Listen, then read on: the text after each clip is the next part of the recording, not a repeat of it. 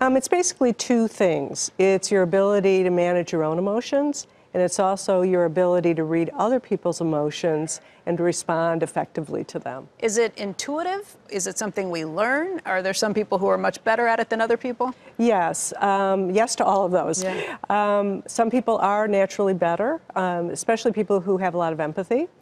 But you can learn how to be better at it. Why is it important for managers? Why is it important for all employees?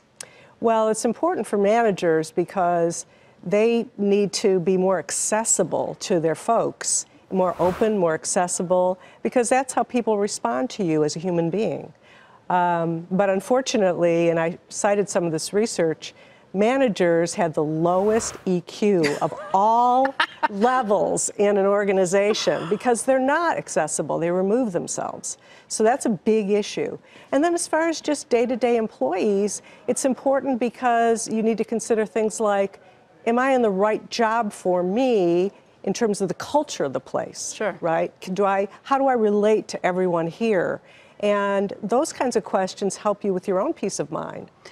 Let's go back to what you said about the research showing that managers have the least EQ. Is that something that happens once they become managers, or is it, it's almost counterintuitive, like if you're bad at this, you're going to succeed in the workplace, or do you just get bad at EQ because you're so busy and overwhelmed and trying to do so many other things? Yeah, well, the middle level managers have the highest, so presumably at some point they had high EQ, and then they eventually get to that place where they're just focused on so many other things that have nothing to do with their employees. Is there a retribution if you're a top manager who's not good at this? Absolutely. How does it come back to haunt you? Absolutely. I mean, the good news about today's the younger generations of workers is that they don't put up with it. Yeah. You know, I mean, they want their leadership to be relatable, likable.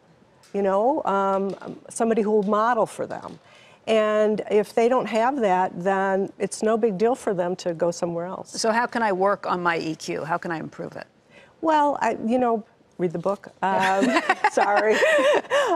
There are a number of things you can do, but it's everything from, gaining a little bit more self-awareness to how you interact with other people and how you carry yourself. It's all of these things, whether you pause when you talk to people, whether you say thank you. I mean, it's little things and big things. In a world of telecommuting or working from home or whatever we call it these days, is it that much more difficult to have these relationships? It is, and it's all the more reason why, back to leadership, it's important if they have remote workforces that they bring them into the setting that's the gathering place, if you will, because we all need belonging. Right. It's all part of how we're made. Yeah, we're social creatures. Exactly.